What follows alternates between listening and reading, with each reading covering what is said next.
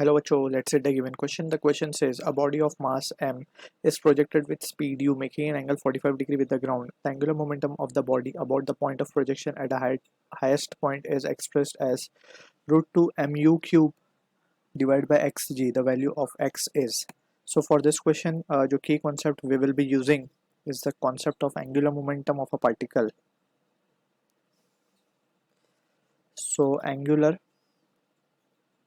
Momentum of particle. So सबसे पहले तो हमें ये ध्यान में रखना है कि एंगुलर मोमेंटम जो है हमेशा एक पॉइंट के रिस्पेक्ट में हम कैलकुलेट करते हैं, जैसे कि हम टॉर्क को भी कैलकुलेट करते हैं। ठीक है, तो यहाँ पे बेसिक अंडरस्टैंडिंग के साथ हम देख सकते हैं। लेट सपोज कि ये कोई पार्टिकल है जो v वेलोसिटी से चल रहा है टुवर्ड्स राइट।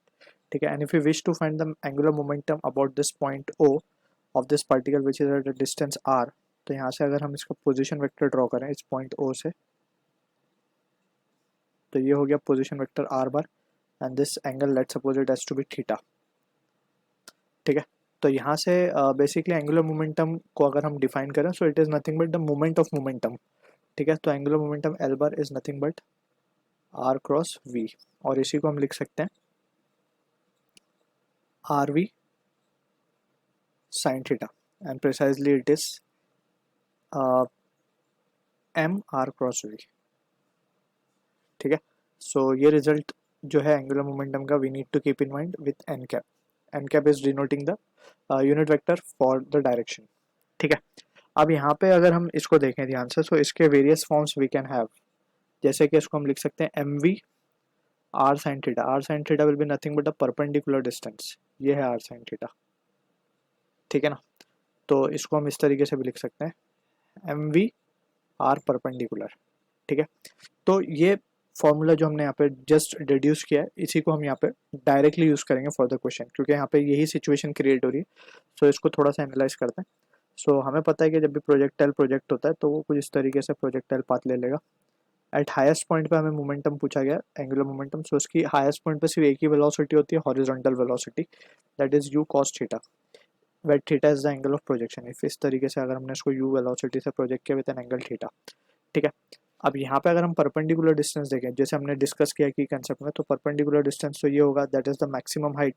तो मैक्सिमम हाइट का फॉर्मूला तो हमें पता है u square sine square theta upon 2g, ये मैक्सिमम हाइट का फॉर्मूला है। और this is nothing but the r perpendicular we are interested in.